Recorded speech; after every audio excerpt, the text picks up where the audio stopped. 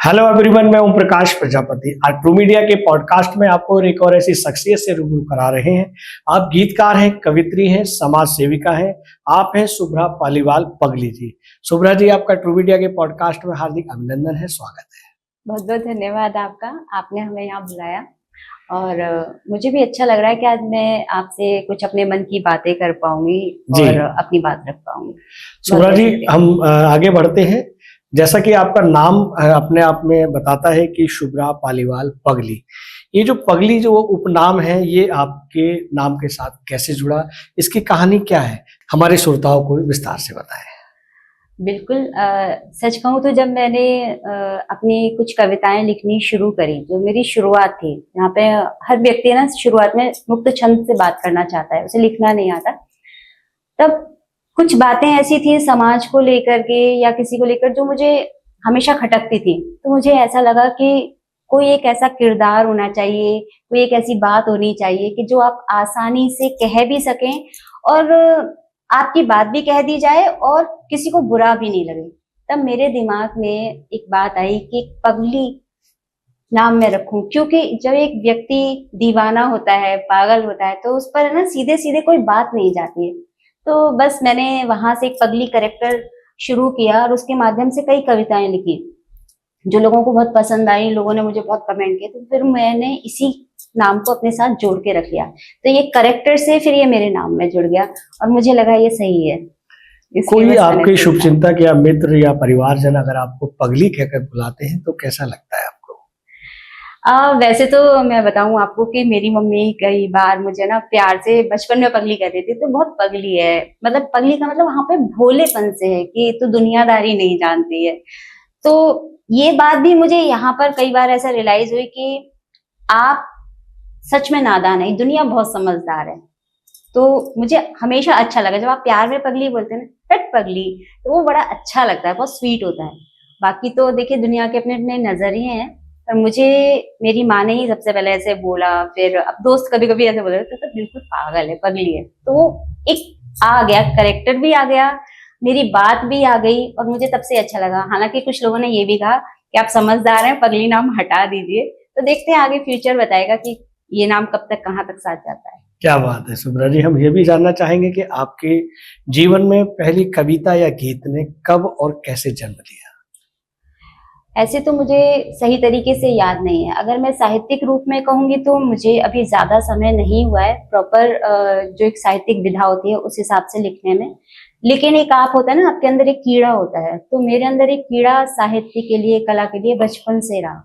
तो जब मैं 6 या 7th स्टैंडर्ड की थी तो लोग और भी गेम खेलते हैं, मैं भी खेलती थी, बट एक हम और गेम खेलते थे जो बहुत ही कम लोग खेलते होंगे, कि जब तक टीचर क्लास में नहीं आ रही है, एक सब्जेक्ट जब खत्म होता है, दूसरा सब्जेक्ट का पीरियड लगता है तो टीचर आती है, उतनी देर में आप कितनी ज्यादा लाइंस लिख सकते हो।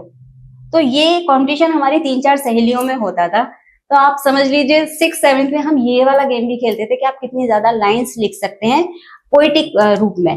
हमें तब समझ नहीं था, बट हमने शुरुआत वहां से करी, बेसिक शुरुआत हमारी वहां से हुई। शुभ्रा जी, ये भी जानना चाहेंगे कि आपको एक गीतकार के रूप में जाना जाता है, आपको पसंद किया जाता है और आपके गीतों को बहुत ही तालीमता से सुना जाता है जी।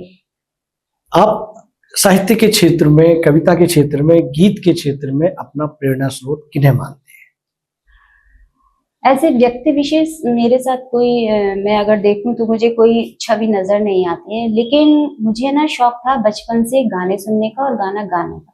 तो जब आपको खुद का शौक होता है गाना गाने का तो आप सुनते भी बहुत हैं।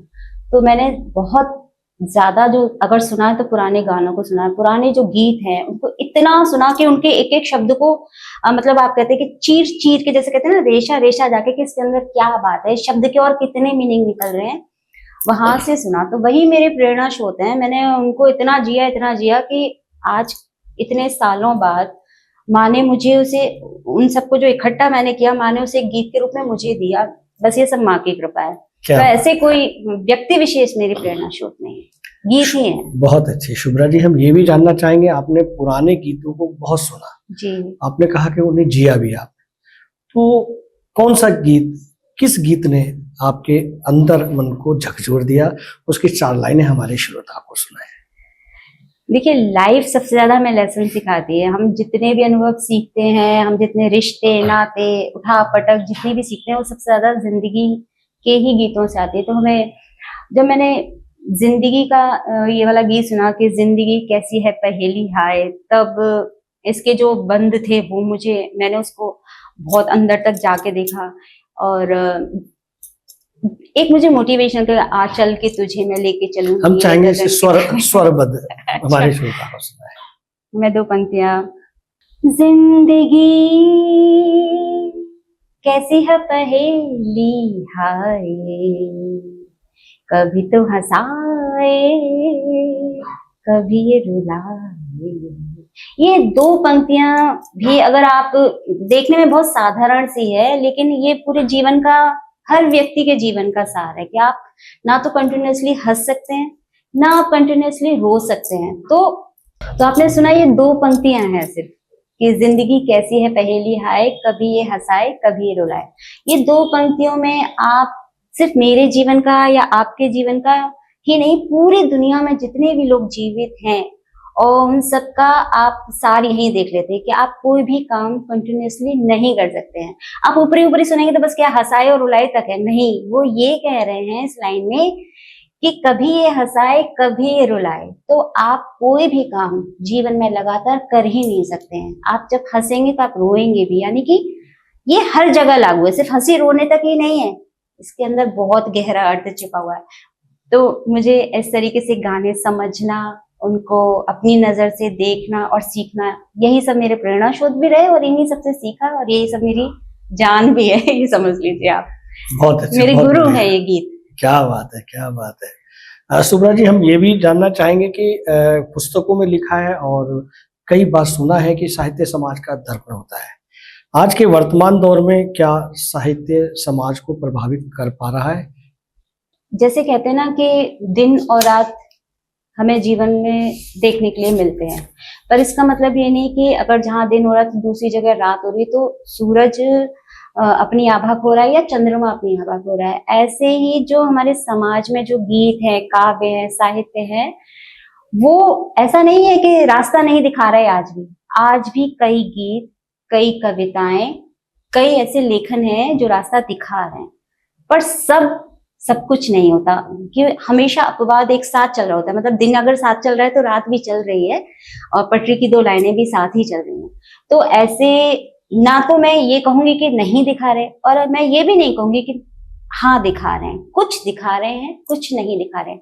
ये हमारे अपने लेखन के ऊपर है, हमारी अपनी जिज्ञासा के ऊपर है कि हम जीवन में किस तरफ जाकर अपना रास्ता या अपने देश को या अपनी चीजों को बदल सकते हैं। तो असर अगर हम करना चाहेंगे तो करेंगे, और अगर हम सिर्फ जैसे कहते हैं मनोरंजन के लिए कर रहे हैं, पैसे कमाने के लिए कर रहे हैं, या फिर हमारा ध्येय कुछ और है, तो हम उस रास्ते पर नहीं होंगे। तो दोनों तरह के लोग हैं और दोनों तरह से काम हो रहा है। तो असर डालते हैं, यस, मेरी नजर से डालते हैं। मैं अगर कोई कविता पढ़ती हूँ तो मैं बहुत देर तक उसमें डूबती हूँ, तो इसका मतलब मुझ पर डालते हैं, और जो लोग नहीं डूबते हैं उन पर नहीं डालते हैं। बहुत अच्छे, बहुत अच्छे। शुभ्रा जी, हम ये जानना चाहेंगे कि आपके गीतों में, आपकी रचनाओं में प्रेम, संवेदना और नारी शक्ति का विशेष रूप दिखाई देता है जी। ऐसा क्यों? जीवन में, अभी मैंने आपको सिर्फ 2 पंक्तियां गाई, उसमें एक बात ये भी है कि हंसना भी है और रोना भी है। तो मुझे ऐसा लगता है कि आप उस रोने में भी जब सुकून ढूंढेंगे तो कहाँ से ढूंढेंगे? आपका अगर दिल टूटा है तो कहाँ से ढूंढेंगे? गीत से। गीत में क्या है? प्रेम।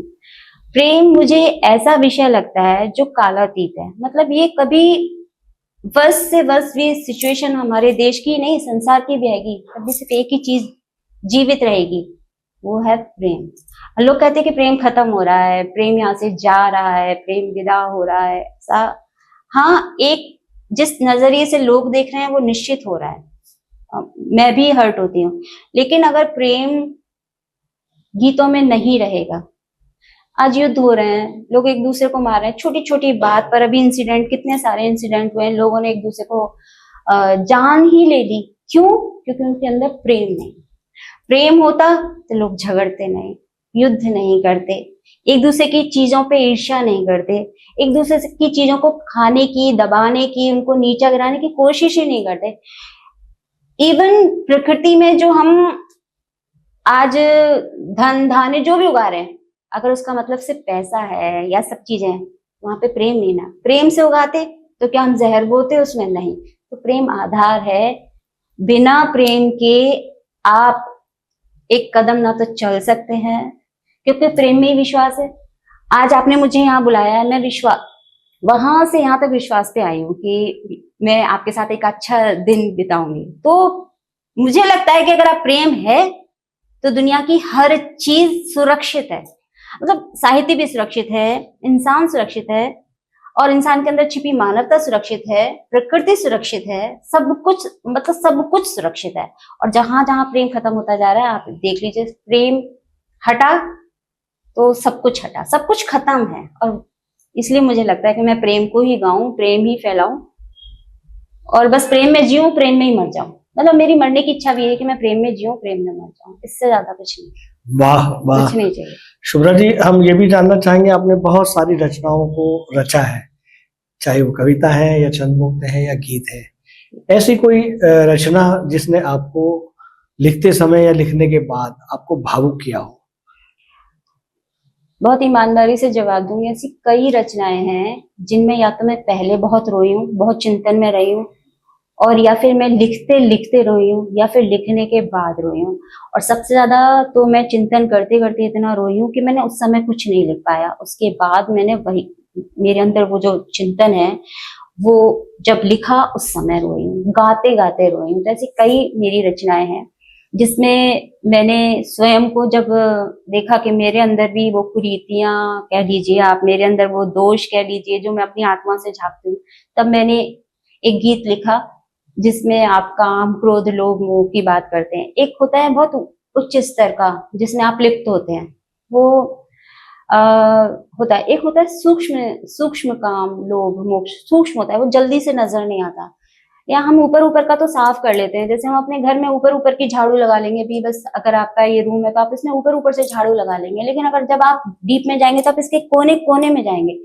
तो ऐसे ही हमारे अंदर ये सारे विकार हैं। कोई व्यक्ति ये कह दे कि मैं पूरी तरीके से पाक साफ हूँ और आगे साधु जैसे भी बन जाए और रहूं, तो मुझे नहीं लगता, एक छोटे छोटे विकार रह जाते हैं।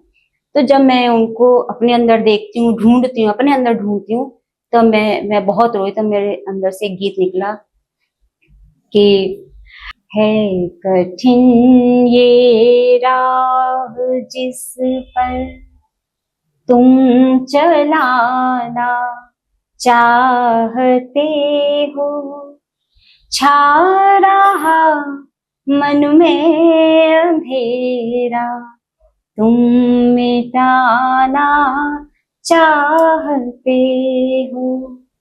है कठिन ये राह जिस पर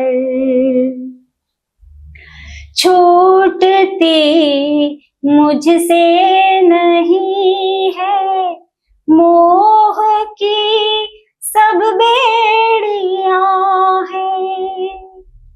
छूटती मुझसे नहीं है, मोह की सब बेड़ियां हैं। मन के द्वारे पर जड़ी है लाभ की ये गहरियां वाह हैं। वाह वाह, पार जाऊं कैसे बोलो, सब जतन कर हार बैठी, चेतना से सुप्तता तक जाने कितनी श्रेणियां हैं। वाह, पांव तक मद में सनी हूँ, पांव तक मद में सनी हूँ, तुम छुटाना चाहते हो, छा रहा मन में अंधेरा, तुम मिटाना चाहते हो। है कठिन ये राह जिस पर, कौन सा है पाप मैंने जो अभी तक ना किया हो। झूठ के आडंबरों से बच के एक पल भी जिया हो। लालसा घटती नहीं है और पानी की यहाँ से, याद कुछ आता नहीं है आज तक कुछ भी दिया हो। लोभ की दासी बनी हूँ, लोभ की दासी बनी हूँ। तुम छुड़ाना चाहते हो, छा रहा मन में अंधेरा, तुम मिटाना चाहते हो। है कठिन ये राह जिस पर। वाह वाह वाह वाह शुभ्रा जी, बहुत अच्छे, आपने बहुत ही जो गीत ने आपको भावुक किया, हमारे दर्शकों को भी भावुक किया।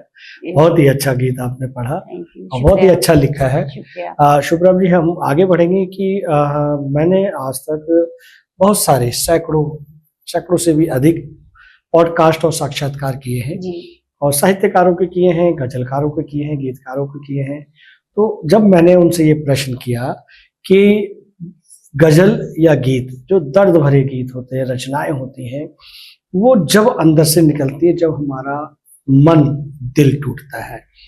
और बहुत सारे लेखकों ने कहा कि हमें हमारी युवावस्था में हमारी प्रेमिका ने हमें धोखा दिया, उसके बाद इस तरह के गीत, ऐसे नगमे, ऐसी रचनाएं भीतर से निकलती हैं। ये बात कहाँ तक सच है? चाहे वो मेल हो या फीमेल हो, रचनाकार हो, तो ये प्रकृति के जो हमें दुख मिलता है, समाज से मिलता है, प्रेमिका से मिलता है या प्रेमी से मिलता है, क्या यही कारण है भीतर की रचनाओं को बाहर आना या कुछ और भी है? देखिए, मैं तो बहुत छोटी हूँ कोई भी बात कहने में, लेकिन हम सब एक बात जानते हैं, हम जब वाल्मीकि जी की बात करते हैं, उससे पहले कभी कुछ काव्य में नहीं लिखा गया। और उन्होंने जब क्रौंच का जोड़ा देखा था और उसमें एक दोनों प्रेमी प्रेमिका आपस में एक साथ थे, एक को तीर लगा, वो प्राण त्यागा, फिर दूसरा, तो उन्होंने वो एक चीज देखी, उन्होंने वो देखा, वो जीवन, मृत्यु और प्रेम सब एक साथ देखा, वो दुख देखा, वो दर्द देखा। वहां से उन्होंने पहला काव्य रचा। तो ये तो आप ही समझ लीजिए कि जब यहाँ लगा तब यहीं से निकला, उनके भी यहीं से निकला। क्या बात है। तो उनके निकला, जो इतने बड़े ऋषि हैं, तो हम सब तो उनसे ज्यादा साधे नहीं है, हमने साधा नहीं अपने आप को।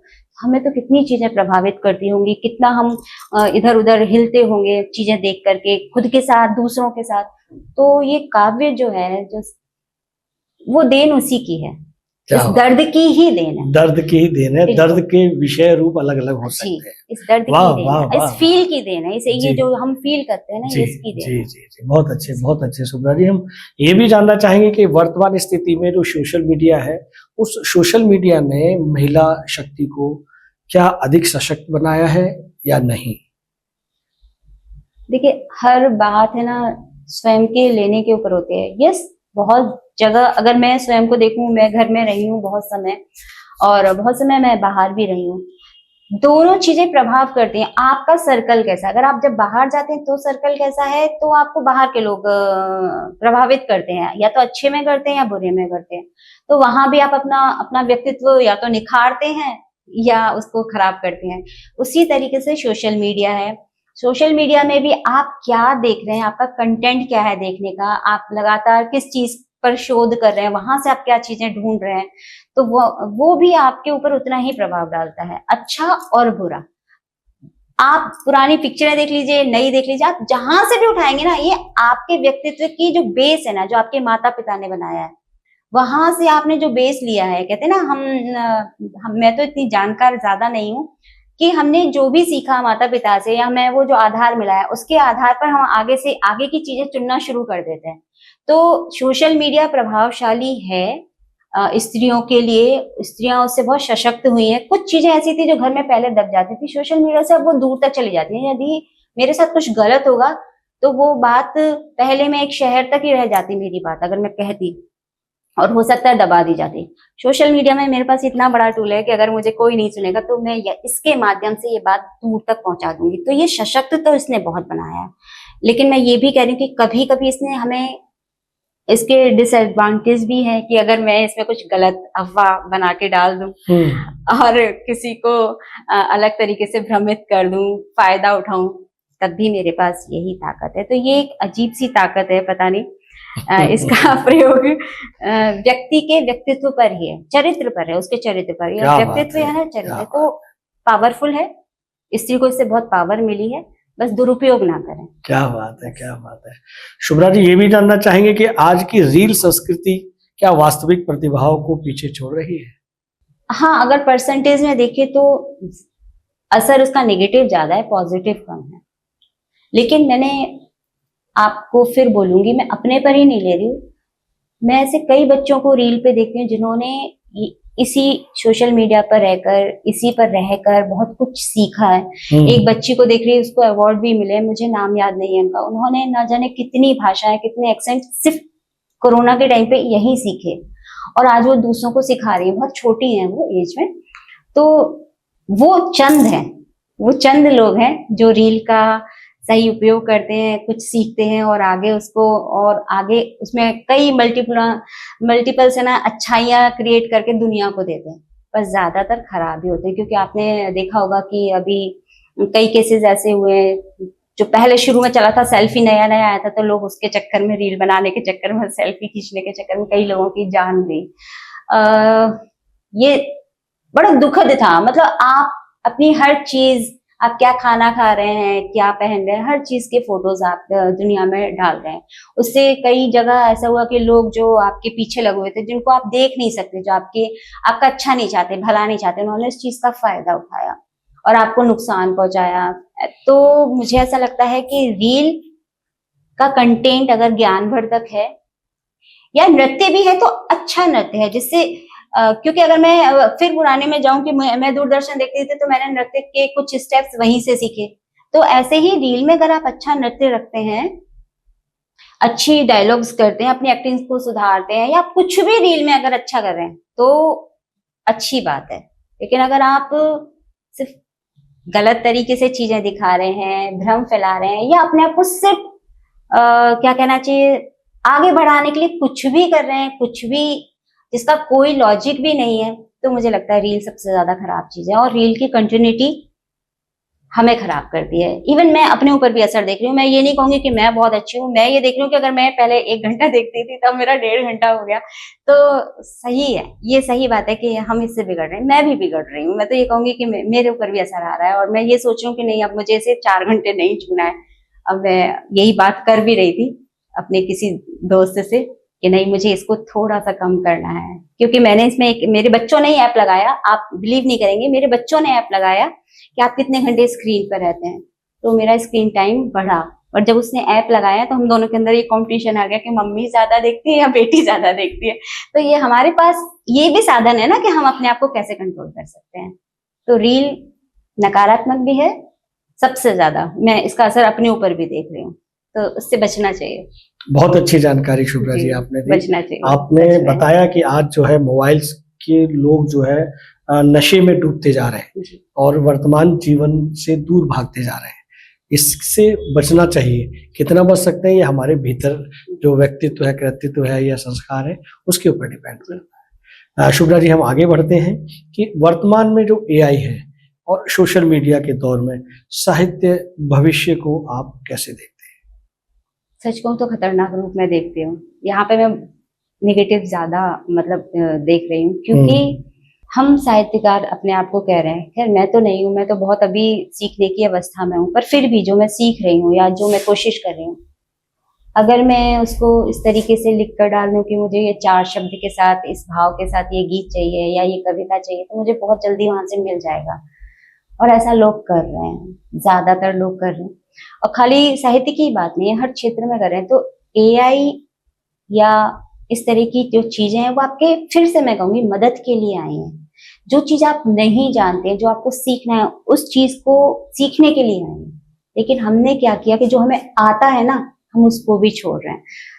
अब मुझे अगर गीत लिखने धीरे धीरे आए हैं, मान लीजिए एग्जाम्पल, और अब मैं लिखना छोड़ दूं और इससे लिखवा लूं, तो मैंने जो सीखने की तो अपनी प्रवृत्ति छोड़ ही दी। बिल्कुल। और जो मेरा दिमाग थोड़ा बहुत चल रहा था, उस पर भी मैं कुंद हो जाऊंगी। और जो मेरी दृष्टि थी, क्योंकि मैं उस जो दृष्टि का मैंने खिड़की खोली है, जिसको मैं विस्तार देना चाहती हूँ, वो खिड़की भी मैंने बंद कर ली। तो यानी जो चीज मुझे आती है या जिस पर मैं मेहनत कर रही हूँ, जिसके लिए मेरी तपस्या चल रही है, अगर उस पे मैं एआई का सहारा ले लूंगी तो मैं पूरी तरीके से गलत हूँ, पूरी तरीके से। जिसे मैं बिल्कुल नहीं जानती, जो मैं कुछ कर ही नहीं सकती, पर वो मुझे सिर्फ एआई के द्वारा ही मिलेगा। या मेरा कोई ऐसा बिजनेस है जिसमें मुझे एआई की जरूरत है और मुझे वो ऊपर लेकर जाएगा, वहां तक ठीक है। लेकिन आपकी जो चीजें आपको आती हैं पहले से ही, कोई सॉफ्टवेयर इंजीनियर है, वो जितने काम वो जानता है उतना तक तो वहीं पर रहे। अब तो लोग मेल वगैरह भी है ना एआई से लिखवा रहे हैं। तो ये सब बहुत दुखद है। आपको ये सब तो करना आता है ना, आप इतना तो मत छोड़िए। क्या बात तो है, मैं बहुत अच्छे, इससे बहुत यही कहूंगी कि चूज करना कैसे करना है। हम ये भी जानना चाहेंगे कि आपके भाव और आपके प्रैक्टिकल रूप से, कि ज़्यादातर देखा जा रहा है जब से सोशल मीडिया एक्टिव हुआ है, ये मोबाइल यंत्र जब से हमारे हाथ में आया है, तब से जो है, जो युवा अवस्था के जो ये हमारे साथी हैं, युवा मित्र हैं, उन्होंने किताबें पढ़ना बंद कर दिया है। उससे हमारे समाज पर क्या प्रभाव पड़ेगा? सबसे पहले जब हम छोटे थे तो हमें बहुत अच्छे से याद है कि हमारे माता पिता, जो मुझे याद है, कि कॉपी पेन या कुछ रंग दे देते थे, उन रंगों को हम कहीं भी घिसते रहते थे। तो ये जो स्पर्श है, जो हमारी ये उंगलियों पे जो जो टिप्स हैं, जहाँ पे हम जो फिंगरप्रिंट्स लेते हैं या थंब प्रिंट लेते हैं, ये बहुत सेंसिटिव है, बहुत ज्यादा सेंसिटिव है। आप इनके स्पर्श से ऊर्जा जगाते हैं, इन्हीं के स्पर्श से किसी के मन में प्रेम भी जगाते हैं और नफरत भी इन्हीं से जगाते हैं। अब जब हम किताबें छूते थे, इन्हीं से छूते थे। हम जब खाना खाते थे ऐसे करके, तो हम खाते थे, तो हमारा ये जो भोजन था वो एक अलग आता था। तो कहने का मतलब है, स्पर्श जब, जैसा स्पर्श खत्म होता जाएगा ना, आप पत्थर होते चले जाएंगे। आप दिखेंगे हार्ड मास के, लेकिन एक्चुअल में आप अंदर से पत्थर होते चले जाएंगे। किताबें वही काम करती थी, वो हमें मानवता बना, जो अंदर है हमारे, उसको जिंदा रखती थी। आप पढ़ लीजिए बुक ऐसे ही डाउनलोड करके, उसमें वो बात नहीं आएगी, उसमें वो फील ही नहीं आएगा। आप फील नहीं कर पा रहे ना। किताबें आपको स्पर्श से वो सब कुछ फील कराती थी।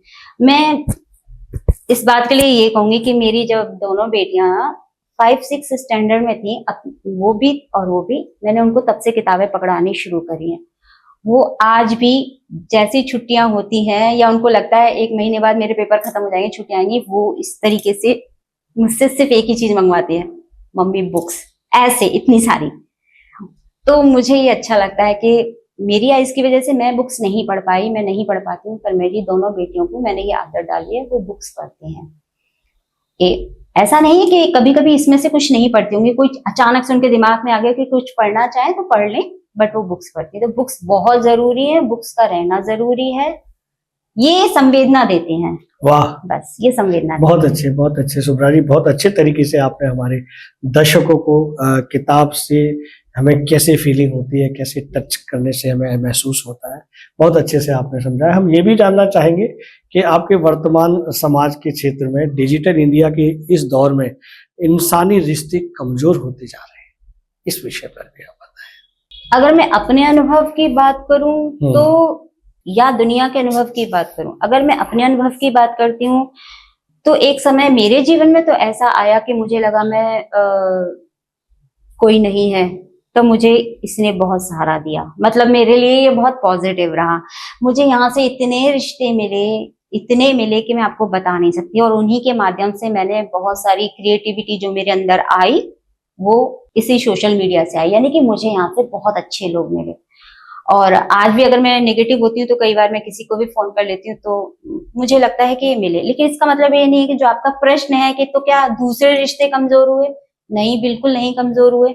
अगर आपका आधार, फिर वही वाली बात है, हर चीज आधार पर ही निर्भर होती है, पूरी दुनिया ही आधार पर टिकी हुई। तो अगर मेरा जो आधार रहा, मेरी फैमिली, मेरी सारी बुआएं, मेरी सारी मौसियां और उनके बच्चे, में इतना स्ट्रॉन्ग उनके साथ रिलेशन है कि मैं आपको शब्दों में तो बता ही नहीं सकती। मतलब आप पूरा पॉडकास्ट इस पे कर सकते हैं। क्या बात है। ये इतना, मतलब मैं टच वुड इसके लिए हूँ। लेकिन फिर भी आपके जीवन में जो घटित होता है ना, उसमें मैं बात करें तो मुझे सोशल मीडिया से बहुत अच्छे लोग मिले।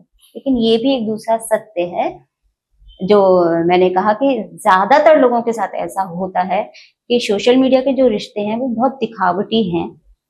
वो जब तक आप अच्छा कर रहे हैं या आपसे कुछ लाभ मिल रहा है वो आपके साथ है, और नहीं तो वो नहीं है। ये तो मैं ये कहूंगी कि अगर जैसे 100 नंबर है तो 100 में से 80 के करीब ऐसे लोगों के साथ ऐसा होता है, और वो 20% होते हैं जिनको सोशल मीडिया से भी बहुत अच्छे लोग मिलते हैं। वाह वाह वाह वाह।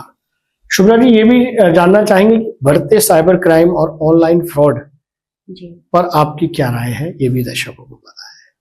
देखिए, लूप पोल तो हर जगह होते हैं, हमारी फैमिली में भी होते हैं, तभी हम वहां से चोट खाते हैं, चाहे वो गलती हमारी तरफ से हो या सामने वाले की तरफ से हो। ऐसे ही जो आजकल क्राइम बढ़ते जा रहे हैं इसमें डिजिटल के मामले में, उसमें भी लूप पोल हैं। पर मुझे ऐसा लगता है कि जितने लूप पोल्स आते हैं, सरकार और उनसे जुड़े जो लोग हैं वो उस पर काम करते हैं। क्योंकि अगर कहीं छेद किया जाता है तो दूसरी तरफ छेद भरा भी जाता है।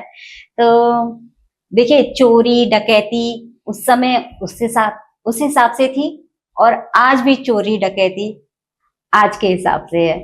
तो तब भी चोर पुलिस का खेल चलता रहता था, आज भी चलता है। तब भी लोग अगर कुछ लेके जाते थे, उसमें से काफी लोग पकड़े जाते थे, और उनकी सुरक्षा के लिए नए नए रास्ते खोजे जाते थे, नई चीजें डेवलप की जाती थी। और ऐसे ही आज भी जो ये चीजें हो रही है, डिजिटल चोरी हो जाती है, बहुत सारे लोगों के पैसे चले जाते हैं, आज भी ये सब है। और इस पर भी सरकार काम करती है। लेकिन आप देखिए, जब इस पे काम करेगी तो अब AI आ गया है, तो वहां से कुछ और चीजें मिलेंगी। वो कहते हैं जो नकारात्मक लोग हैं वो हमेशा नकारात्मक सोच के लिए अपनी सारी ऊर्जा लगाएंगे, और जो सकारात्मक है उसे रोकने के लिए, उसकी रोकथाम करने के लिए ऊर्जा लगाएंगे। तो ये जिंदगी भर चलता रहने वाला, ये ऐसा लूप है, ये कभी खत्म नहीं होगा। ये सर्कल चलता रहेगा जब चलता तक ये रहेगा। जिंदगी हाँ दुनिया जी, ये रहेगी। जीवन है, ये दुनिया वाह तब तक वाह रहेगा, वाह। तो ये हमेशा रहेगा। शुभ्रा जी, बहुत अच्छी जानकारी दी है। हम ये भी जानना चाहेंगे कि वर्तमान स्थिति में आप देख रहे हैं, आप गीत लिख रही हैं, गीत लिखते हुए, गीत पढ़ते हुए आप जी रही हैं, लेकिन ज्यादातर साहित्यिक समाज में या सब समाज में देखा जा रहा है कि गीत विदा हो रहे हैं, और गजल हिंदी और उर्दू में बहुत ज्यादा लिखी जा रही है, बहुत ज्यादा पढ़ी जा रही है। इस विषय में, इस चिंतनीय विषय पर आप क्या कहेंगे? अगर आप बुरा ना माने तो एक बात बहुत खुल के बोलना चाहती हूँ। गीत विदा हो रहे हैं, इस बात पे बात मैं करूंगी। आपने एक पंक्ति और बोली कि गजल हिंदी और उर्दू में, तो मुझे ऐसा लगता है कि हमें साहित्य को किसी भी भाषा में नहीं बांधकर इस तरीके से बात, मैं माफी चाहती हूँ कि नहीं करनी चाहिए कि हिंदी या उर्दू, दोनों ही हमारे देश की भाषाएं, यहीं से उपजी है।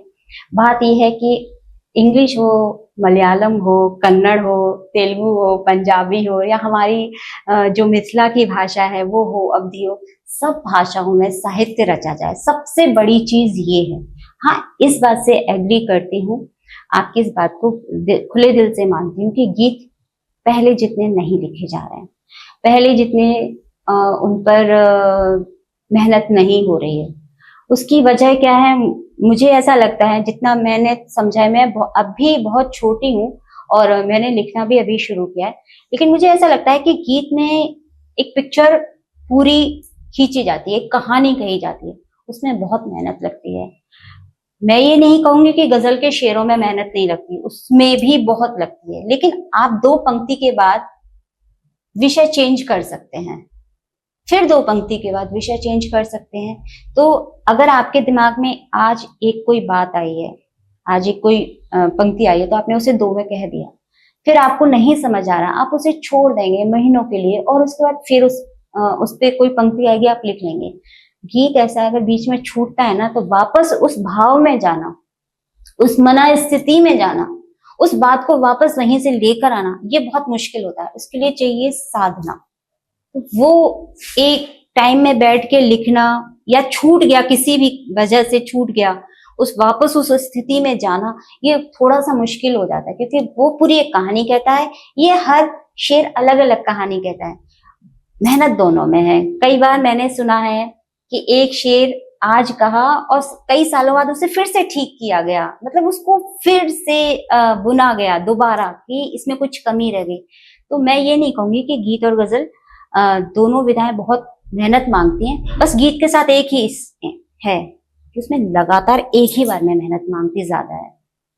वो छूट जाता है तो उस पर वापस आना मुश्किल होता है, बस इतनी सी बात है। इसलिए क्या यही कारण है कि इसलिए गीत लोग कम लिख रहे हैं। हाँ, वाह। लोग कम लिख रहे हैं। और दूसरी एक और चीज है, दृष्टि का भी फर्क आता है। दृष्टि से मतलब है कि मैंने अगर कोई पिक्चर सोची है या मेरे साथ कुछ घटित हुआ है या आसपास कुछ घटित हुआ है, उसको जब हम गीत में उतारते हैं, कनेक्टिविटी कई लोग नहीं होती, मात्राएं सही होंगी, उसके तुकांत शब्द भी सही होंगे, लेकिन अगर उसको बहुत ध्यान से बारीकी से पढ़ा जाएगा तो कनेक्टिविटी टूट रही होगी। लोग गाएंगे, लोगों को अच्छा लगेगा, मैं भी गाती हूँ, तो वो जो बहुत सिद्ध है गीतों में, वो उस कमी को बता पाएंगे कि ये कनेक्टिविटी नहीं है। गा दिया आपने, मात्राएं भी ठीक है, लय और ताल भी ठीक है, तो वो मेहनत कोई करना नहीं चाहता। कनेक्टिविटी का मतलब है कि एक बात आपकी खत्म हुई तो दूसरी बात भी उसी गीत में जो आप कह रहे हैं वो एज इट इज आनी चाहिए। ऐसा नहीं कि एक तरफ आपने बादल की बात कर दी और सीधे फिर आप है ना रात की बात कर दें, या रात की बात कर दी और सीधे दिन की बात कर दें। अगर आप रात और दिन का पिक्चर भी खींच रहे हैं तो आपके बाद रात के बाद जो दिन आ रहा है वो सही तरीके से आना ही चाहिए, नहीं तो फिर आप या तो पूरा गीत रात पे लिखेंगे या पूरा गीत दिन पे लिखेंगे, वो कनेक्टिविटी, बातों की कनेक्टिविटी नहीं मतलब मैच करती है, तो इसलिए भी गीत बहुत मुश्किल हो जाता है। क्या बात है, बहुत ही आपने गूढ़ बात कही कि गीत क्यों विदा हो रहे हैं। ये कहे कि लेखक के बीच, गीत के बीच और लेखक के बीच में धैर्यता खत्म हो रही है, वो संबंध खत्म हो रहा है, वो अपनत्व खत्म हो रहा है। शायद ये कारण है जो गीत कम लिखे जा रहे हैं। हम चाहेंगे कि बैठ नहीं पाते हम वहाँ पे, गीत के साथ हमें बहुत बैठना पड़ता है, बहुत जी जी जी जी जी, बहुत अच्छे बहुत अच्छे। शुभ्रा भी, हम जानना चाहेंगे कि कविता, नृत्य, गायन, अभिनय और पेंटिंग, ये सब आप करती हैं, इनके साथ आप जीती हैं, इनमें सबसे प्रिय कौन सा क्षेत्र आपके लिए है? ये ना, जैसे हम छोटे से बच्चे से अगर अभी ये पूछ लें, बेटा तुम्हें क्या अच्छा लगता है, मैं तो डॉक्टर बनूंगा, थोड़े समय बाद पूछते हैं अरे मैं तो इंजीनियर बनूंगा, फिर थोड़े समय बाद पूछते हैं नहीं मैं तो ऐसा बनूंगा। हम सबके साथ भी ऐसा होता है कि जब हम बचपन से चलते हैं तो हमें, जब हम उस समय जो कर रहे होते हैं ना, हमें लगता है ये सबसे बेस्ट है, हम यही करेंगे। तो बहुत ईमानदारी से जवाब दूंगी कि मुझे है ना कला भी बहुत अच्छी लगती है, मतलब मैंने ड्राइंग्स वगैरह करी तो मुझे ऐसा लगता था कि बस यही दुनिया है, इतना ही मुझे करना है। फिर जब मैंने कला के साथ साथ धीरे धीरे नृत्य में गई तो मैं नृत्य सिखाना भी शुरू किया और स्टेट लेवल पे जो कॉम्पिटिशन्स हुए वहां जीती, अपनी पूरी टीम को जिताया भी। तो मुझे लगता था यार बस अब तो इसी में रहना है, यही सबसे अच्छा है।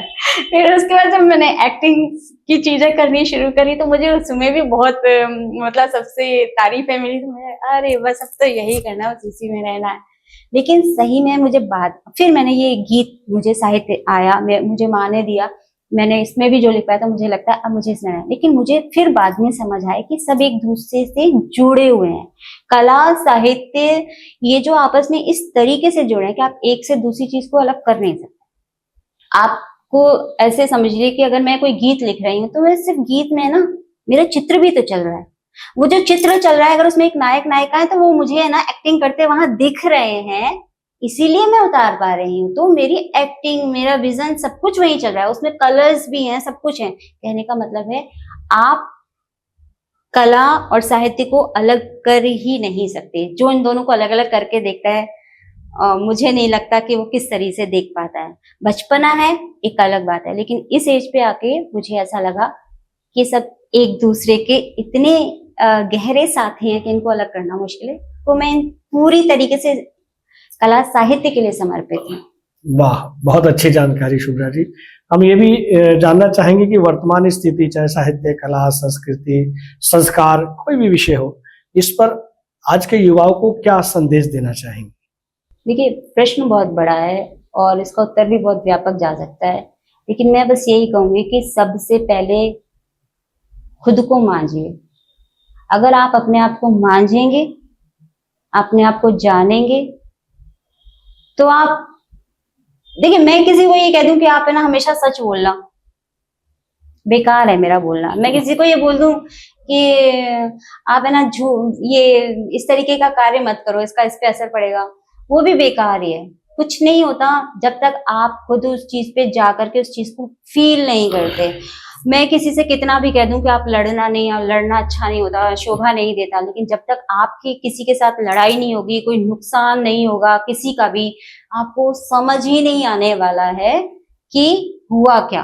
आप सुधारोगे तभी जब आप उस चीज से गुजरोगे। बहुत ही कम लोग होते हैं जो दूसरे की बात सुन के समझ के उतार लेते हैं। तो मैं लोगों से यही कहूंगी कि जितना आप देखते हैं, जितना आप सुनते हैं, चाहे टीवी में या लोगों से या आपके सर्कल में, अगर आप सुन रहे हैं ना, तो या तो मनन करिए, तभी आप उस चीज में चेंज ला सकते हैं। और या ऐसे, या फिर आपके साथ बीतेगा, आप तब चेंज में आएंगे। क्योंकि आप देखिए, कोरोना भी उदाहरण, उसमें बहुत लोग थे जो बदल गए, हमेशा के लिए बदल गए, पर कुछ नहीं बदले। कुछ ऐसे भी हैं जो नहीं बदले, उनके शायद बीता नहीं, उनके साथ उनके आसपास घटता रहा, उन्होंने उस पर नहीं लिया। तो दुनिया है, मुझे लगता है कि मैं संदेश देने वाली कौन होती हूँ? मैं तो खुद ही अपने पे कार्य कर रही हूँ। ये जो मेरे गीत निकल रहे हैं उसका रीजन यही है, मेरे रोने का रीजन यही कि मेरी कमियां मुझसे दूर नहीं हो रही।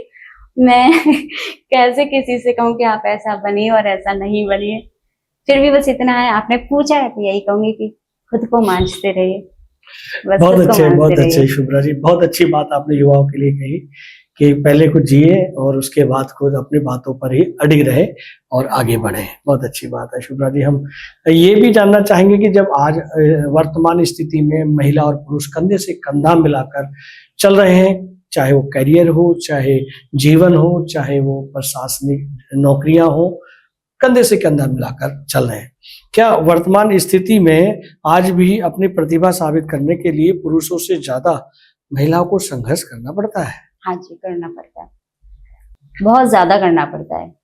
क्योंकि जो घटनाएं घट रही हैं आसपास अभी आजकल में, उनको अगर साइड कर दें तो बहुत करना पड़ता है।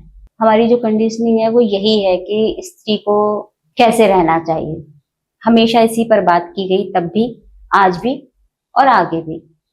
पुरुषों पे बात कम हुई, तो पुरुषों पे बात अब होनी शुरू हुई है। मैंने देखा अब लोग बात कर रहे हैं कि पुरुषों को कैसे रहना चाहिए, पर फिर भी स्त्रियों का प्रतिशत ज्यादा है। तो इसलिए जब आप एकदम से अचानक से बाहर निकल के आते हैं, आप दुनिया में पैर रखते हैं, पुरुषों के साथ बराबर कदम से कदम चलाते हैं, तो वो जो आपके जो पीछे का भी जो हिस्सा है ना, वो भी आप ही की पीठ पर लदा हुआ होता है। पुरुष इतनी आसानी से उसको नहीं लेता, ये एक बहुत बड़ा सच है। अगर आप सफल हो जाते हैं तो फिर मैं यही कहूंगी, अपवाद को छोड़ दें, तो आप सफल हो जाते हैं तब भी आपके पीछे यही आता है कि कुछ तो किया होगा इसने। तो ये बड़ा भयानक है। ये तो हो गई बड़ी बात, लेकिन आप छोटी छोटी बात भी देखिए ना। आप घर से निकले, तैयार होकर अगर अच्छे से निकले, वहीं से नजरें शुरू होती हैं आपको देखने की। आप क्या सह नहीं रहे? मतलब वो स्त्री सह रही है ना। क्या पुरुषों के ऊपर ऐसी नजरें आती है इतनी आसानी से? नहीं आती। फिर अगर आप भीड़ में हैं तब भी आपके ऊपर हाथ चल जाते हैं, तो क्या पुरुषों के ऊपर चलते हैं? तो कहने का मतलब ये है कि वो अगर अकेले चल के यहां से वहां तक भी 4 कदम भी गए ना, उसका उसमें भी इतना स्ट्रगल है जितना एक पुरुष का नहीं है। ये बहुत बड़ी सच्चाई है तब भी, और अब तो बहुत ज्यादा, क्योंकि अगर उसे बाहर निकल के जगह बनानी है तब भी वो मर तो वही रही है। मैं अपवाद की बात नहीं कर रही हूँ, मैं जो आजकल घटनाएं हो रही हूँ उसकी बात नहीं कर रही हूँ, मैं ओवरऑल की बात कर रही हूँ। वो बहुत संघर्ष कर रही है। अगर वो घर में बैठती है तब भी आप देख लीजिए कि उसकी स्थिति क्या है, तुम्हें आता क्या है घर में, पूरे दिन क्या करती हो, ये तब भी जुमले थे, आज भी ये हैं।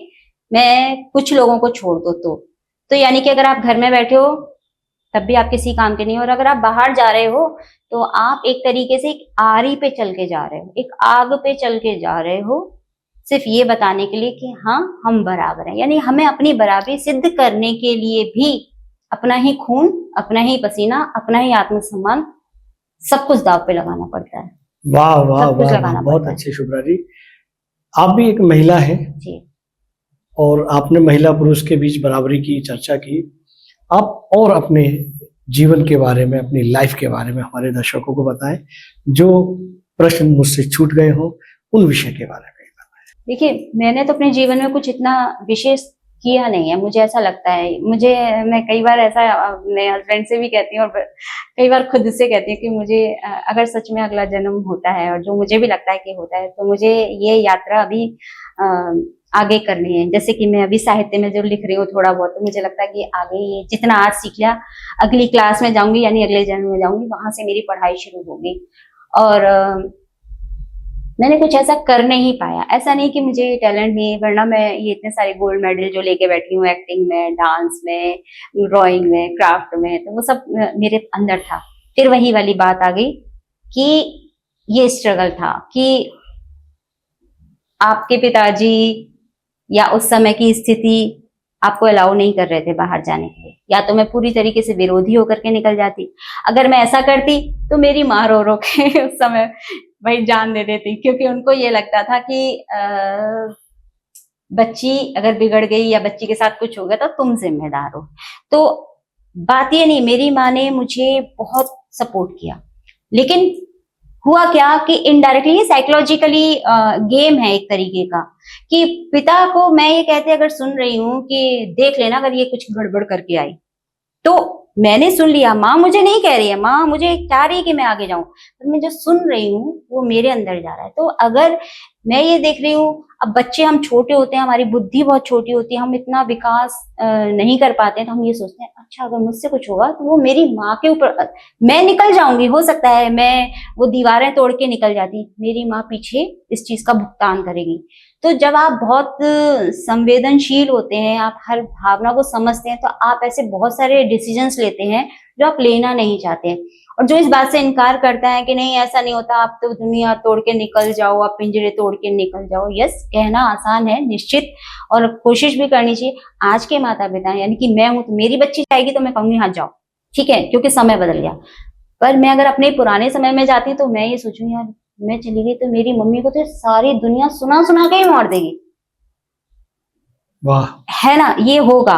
तो जो आपका प्रश्न है कि आपकी लाइफ में क्या इसका असर है, तो मैं चाह कर भी कई बार, या मेरे जैसे हजारों उस समय लोग, लड़कियां चाह कर भी जो काबिलियत रखती थी वो उस जगह नहीं पहुंची जहां उन्हें पहुंच जाना चाहिए था।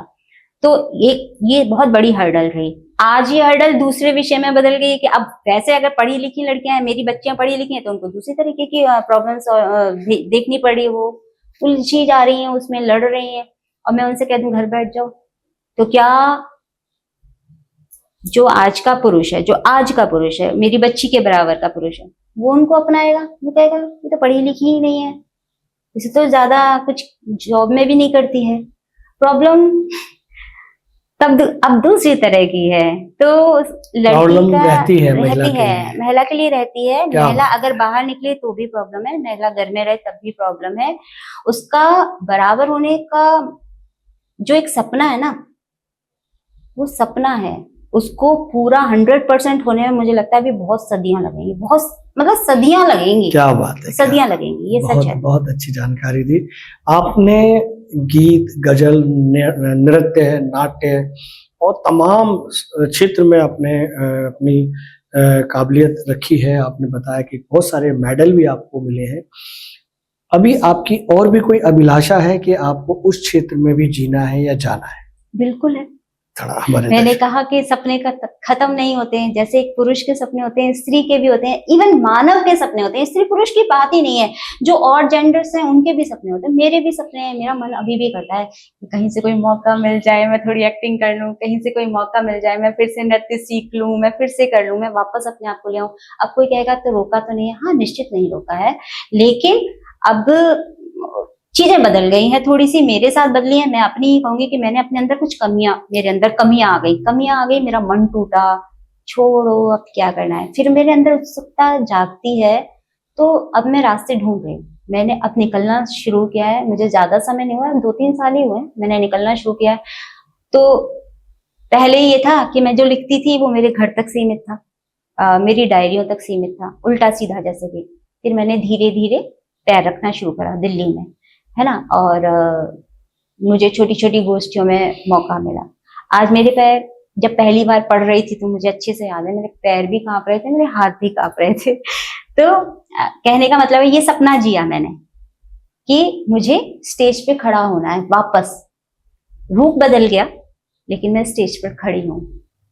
मुझे ये सपना था कि मैं अलग अलग लोगों से मिलूं, अलग अलग लोगों से बात करूं, उन्हें जानूं। तो मैंने साक्षात्कार लिए लोगों के और अपने भी दिए। अभी भी मन में ऐसा लगता है कि लोग मुझसे पूछे पता नहीं मैं क्या क्या बकूंगी, हो सकता है बकूंगी ही कह रही हूँ, क्योंकि मैं अभी पूरी ज्ञानी जैसी स्थिति में तो नहीं हूँ। तो मेरे शब्द इधर उधर जाएंगे, जवाब भी इधर उधर जाएंगे, लेकिन ये सपने हैं ना मेरे।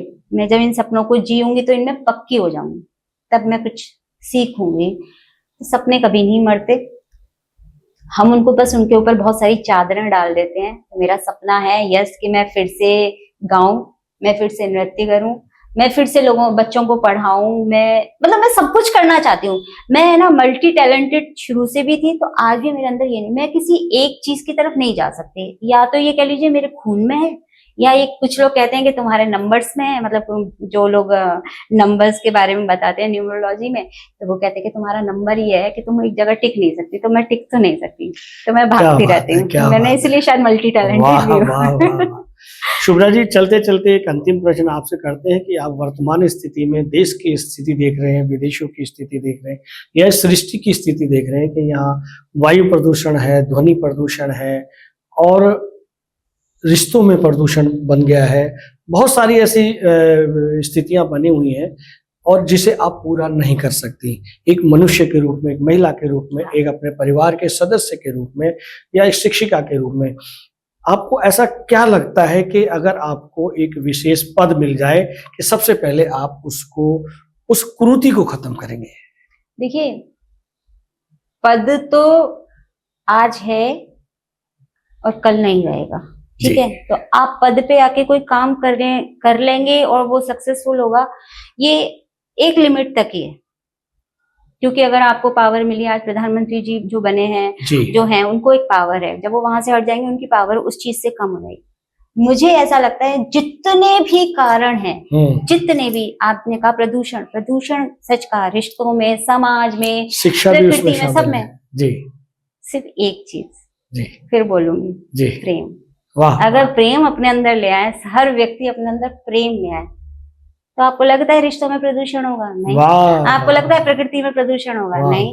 हर एक इंसान दूसरे इंसान का ख्याल रखेगा। मैं बोलने से पहले 100 बार सोचूंगी कि आपको मेरी कोई बात तो नहीं बुरी लग रही है ना, या मैं किस तरीके से ऐसी बात कहूं कि अपनी बात भी कह जाऊं अगर मुझे आपको समझाना है और आपका दिल नहीं होगा।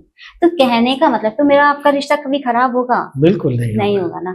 कोई रिश्ता खराब नहीं। जब रिश्ते नहीं खराब होंगे फिर समाज भी ऐसे खराब नहीं होगा, प्रकृति भी खराब नहीं होगी। प्रकृति में हम सोचेंगे मेरी माँ को तकलीफ हो रही है। एक देश प्रेम लोग बहुत दिखाते हैं ना, देश प्रेमी तो दिखाते हैं, बहुत लोग दिखाते हैं, वो एक बार भी सोचते हैं इस धरती माँ के लिए अंदर से कि हम इसमें जहर डाल रहे हैं? वो एक बार भी सोचते हैं कि हम यहाँ कूड़ा डाल रहे हैं? नहीं सोचते। तो किस बात का देश प्रेम? तो क्या पद पे बैठ के मैं रूल्स निकालूं जी, अब एक भी जना यहाँ पर गंदगी नहीं फैलाएगा, तभी मैंने रूल निकाल भी दिया, मैंने कानून भी बना दिया, आपको नहीं मानना तो मैं क्या कर लूंगी? आपके अंदर प्रेम होगा ना, आपके अंदर प्रेम होगा तो रूल्स क्यों बनाए गए? क्या बात, बहुत अच्छे। ये कहें कि है ना, हम प्रेम बांटें, प्रेम दें, प्रेम में जिए। प्रेम हर चीज का सॉल्यूशन है, इसलिए मेरे गीतों में प्रेम है, मैं उसी में रचना बसना चाहती हूँ। मैं खुद प्रेम, मुझे ऐसा लगता है मैं प्रेमी हूँ, हालांकि फिर भी मेरे अंदर कमियां हैं, मेरे अंदर अभी भी ईर्ष्या है, तभी तो गीत निकले। मैं शुद्ध प्रेमी नहीं हूँ, मैं शुद्ध प्रेमी होना चाहती हूँ। अब मैं शुद्ध प्रेमी हो जाऊंगी ना, तो जो ये चीजें मुझे चुभ रही हैं, जो ये चीजें मुझे आहत कर रही हैं, अपनी ही वो होंगी नहीं, और एटलीस्ट मैं किसी का दिल नहीं दुखाऊंगी। मैंने भी दुखाया ही होगा दिल, मुझसे भी दुखा होगा। प्रेम सॉल्यूशन है, इसी में डूबना है, इसी में मरना है, इसी को जानना है, इसी को सीखना है, इसी को आत्मसात करना है, वाह वाह, सबके लिए और वाह, अपने खुद के लिए भी। वाह वाह, बहुत अच्छे। बस। शुभ्रा जी, आपने ट्रू मीडिया के पॉडकास्ट के लिए इतना बेशकीमती समय दिया, उसके लिए ट्रू मीडिया टीम आपकी आभारी है। जो लोगों तक आपने प्रेम पहुंचाने के लिए, प्रेम में जीने के लिए, प्रेम में रहने के लिए, प्रेम का वातावरण बनाने जैसी अपने शब्दों से जानकारी दी, उसके लिए बहुत बहुत हृदय की गहराई से आभार व्यक्त करते हैं। थैंक यू ओम प्रकाश जी, मैं खुद, मुझे बहुत अच्छा लगा। मैं ये भी नहीं जानती मेरे कितनी बातें आपको सही लगी या मेरे जो आपने प्रश्न किए वो उस तक गए या नहीं, क्योंकि मैं फिर एक चीज बोलना चाहती हूँ आपकी बात खत्म होने से पहले। ये कीड़ा है बोलने का, ये बहुत समय से कुल बुला रहा था, तो मैंने यहाँ आके बोला है। मुझे लगता है कि हमें हर विषय पे बात करनी चाहिए और हर विषय में एक चीज जरूर रखनी चाहिए, प्रेम, आत्मीयता, क्योंकि इसके बिना सच में कुछ नहीं है। मैं बार बार जाते भी यही बोलूंगी और यही बोलूंगी, प्रेम, क्या बात है, प्रेम रहेगा तो सब कुछ अच्छा रहेगा। बहुत बहुत धन्यवाद आपका। ये प्रेम की भाषा, प्रेम की रचना, प्रेम की बारिश आपकी निरंतर बनी रहे। बहुत धन्यवाद। ईश्वर करे ऐसा ही हो। बहुत बहुत धन्यवाद आपका, आपने बुलाया और मैंने आपको भी जाना इतनी बातों से, जो आपने मुझसे प्रश्न पूछे कि आपके भाव कैसे हैं। क्या बात है जी, नमस्कार। नमस्कार। अगर आप ये वीडियो YouTube पर देख रहे हैं तो हमारे चैनल को सब्सक्राइब करें और बेल आइकन को दबाना ना भूलें। अगर आप Facebook पर ये वीडियो देख रहे हैं तो हमारे पेज को लाइक करें।